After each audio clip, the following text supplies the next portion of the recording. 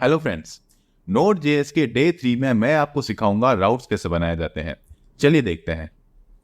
तो सबसे पहले मैं यहाँ पे एक कॉन्स्ट डिक्लेयर करूंगा HTTP नाम से, जो कि मेरी हेल्प करता है सर्वर बनाने में। ये नोड का इनबिल्ट पैकेज है जिसका नाम है HTTP। उसके बाद मैं एक कॉन्स्ट डिक्लेयर करूंगा सर्वर नाम से, और मैं क्या करूंगा, इस वेरिएबल के अंदर सर्वर को बनाऊंगा HTTP की हेल्प से। तो HTTP ये मुझे एक मेथड प्रोवाइड करवाता है, क्रिएट सर्वर।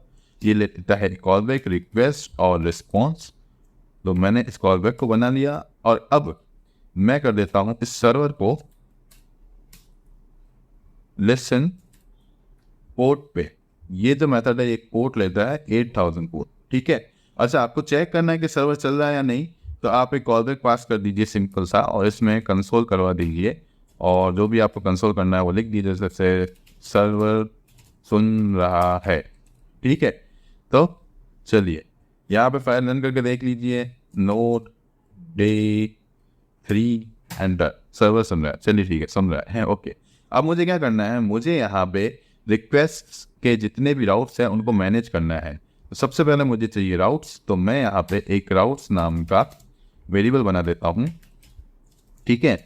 और इसके अंदर मैं एक ऑब्जेक्ट बनाता हूँ, उसके अंदर मैं अपने सारे बेसिक राउट्स जो है वो डिफाइन कर देता हूँ, जैसे ये मेरा इंडेक्स राउट, ओके। और इसके अंदर मैं यहाँ पे क्या करूँगा, एक कॉल बैक लूँगा, क्योंकि हर एक चीज़ जो है वो यहाँ पे API है। ये API का कॉल बैक लेगा, एक रिक्वेस्ट और एक रिस्पॉन्स, 2 पैरामीटर। और जो अभी के लिए मैं इसके अंदर रिटर्न कर देता हूँ सिर्फ और सिर्फ रिस्पॉन्स, ठीक है। और यहाँ पे मैं लिख देता हूँ जो भी राउट है होम राउट, ठीक है।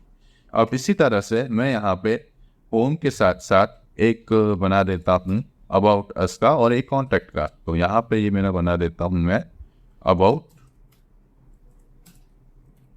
ठीक है।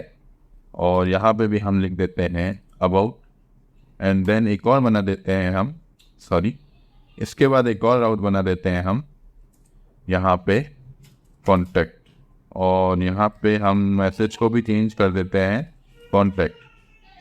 और यहाँ पे एक ले लेंगे हम डिफ़ॉल्ट राउट।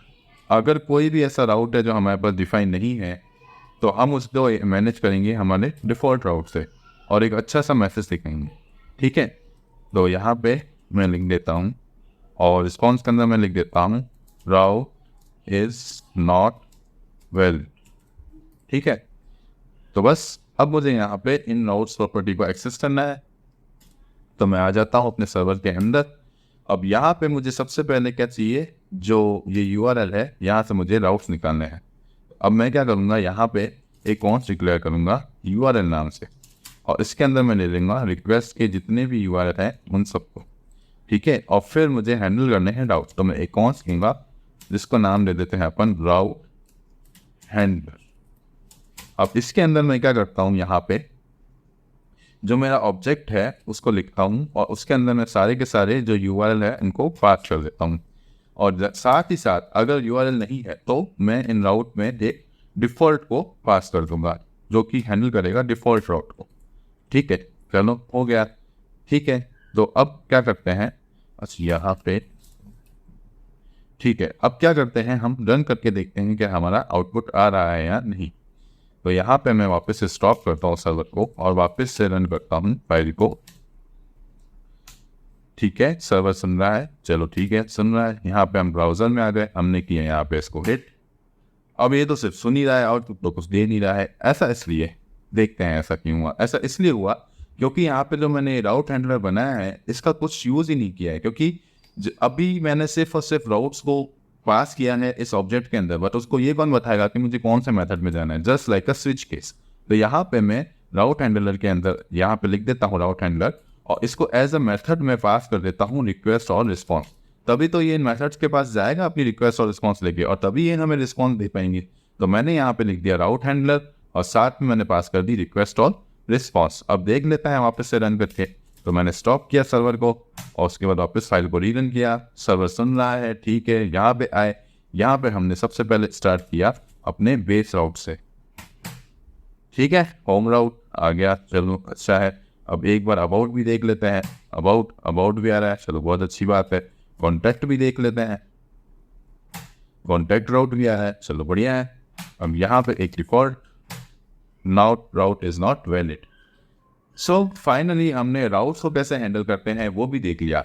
अब हम इन राउट्स को गेट और पोस्ट के मेथड्स के साथ कैसे डिफाइन करेंगे, इसके लिए आपको मेरे यूट्यूब चैनल पे जाना होगा, ठीक है। अच्छा, एक और चीज़ देख लो कि यहाँ पे अगर मुझे रिक्वेस्ट को और रिक्वेस्ट के साथ टाइम को फाइल के अंदर राइट भी करवाना हो तो उसके लिए भी मैं आपको बता चुका हूँ। तो यहाँ पे वापस दिखा देता हूँ करके। तो यहाँ पे मैं लिख देता हूँ यहाँ पे कॉन्स्ट fs और इसके अंदर मैं रिक्वायर कर देता हूँ अपने फाइल सिस्टम मॉड्यूल को, जो कि एक इनबिल्ट मॉड्यूल है। और यहाँ पे सिंपल सा मैं क्रिएट सर्वर के अंदर आता हूँ और जैसे ही मेरी रिक्वेस्ट आती है उसके बाद मैं इस रिक्वेस्ट को क्या करूँगा, राइट करूँगा इसके अंदर मेरी जो फाइल है जिसका मैं नाम दे देता हूँ यहाँ पे अभी के लिए logs.txt इसके अंदर, ठीक है। अच्छा, डेटा क्या डालना है तो कॉमा करके डेटा भी डाल देते हैं। तो डेटा में हमको चाहिए एक तो रिक्वेस्ट के पैरामीटर्स, रिक्वेस्ट की URL, ठीक है।